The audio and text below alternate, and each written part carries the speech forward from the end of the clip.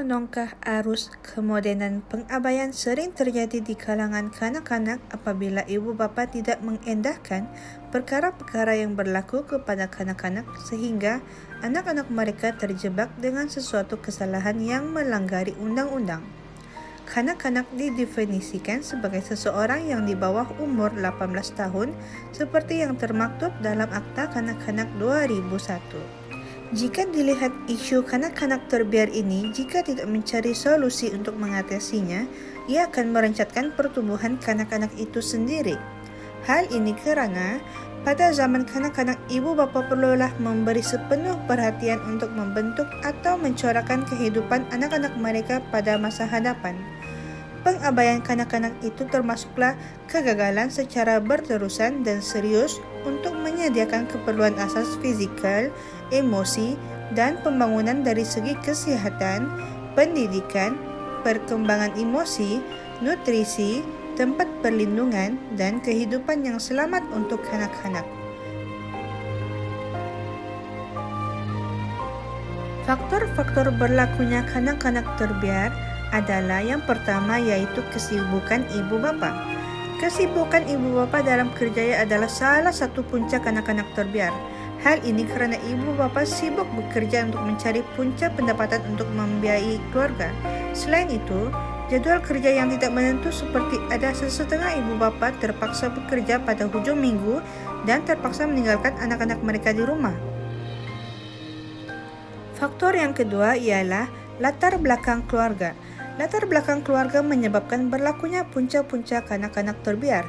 Hal ini disebabkan cara hidup moden ibu bapa dan tuntutan hidup dalam sesebuah keluarga yang menyebabkan ibu bapa menyerahkan tugas-tugas mengasuh kepada pembantu rumah untuk mengasuh kanak-kanak. Kesannya akan menyebabkan anak-anak itu lebih mengenali dengan pembantu rumah berbanding dengan ibu bapanya sendiri.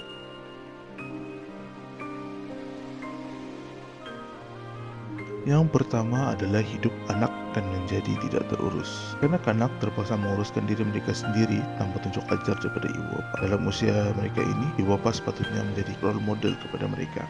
Seterusnya, implikasi akan berlaku jika kanak-kanak terbiar adalah kanak-kanak akan melibatkan diri dalam kebutuhan moral. Kesan permasalahan ini akan menyebabkan kanak-kanak terlibat dalam sesuatu yang tidak bermoral. Hal ini berlaku disebabkan tiada pemantauan yang kerap daripada ibu bapa. Implikasi terakhir yang akan berlaku adalah wujudnya jurang komunikasi dengan anak-anak. Wujudnya jurang komunikasi antara ibu bapa dan anak-anak berlaku disebabkan ibu bapa kurang meluangkan masa untuk mendengar masalah daripada anak-anak. Anak-anak lebih suka berkongsi masalah atau menceritakan masalah mereka pada orang luar, terutamanya rekan-rekan mereka.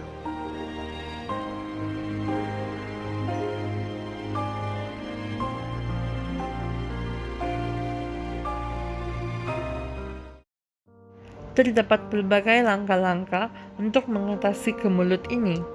Antaranya ialah meningkatkan pelatihan kepada semua pihak yang berurusan dengan kanak-kanak.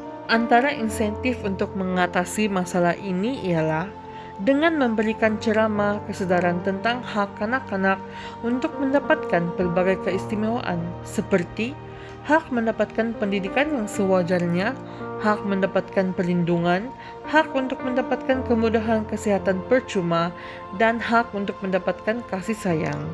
Yang kedua ialah menyediakan kemudahan prasarana dan persekitaran mesra kanak-kanak. Tadika atau taska perlu menyediakan prasarana yang sesuai dengan tahap umur kanak-kanak. Sebagai contoh, di Tadika British Montessori, guru-gurunya diingatkan supaya menyediakan kemudahan kerusi, meja yang kecil dan rendah untuk memudahkan pergerakan kanak-kanak.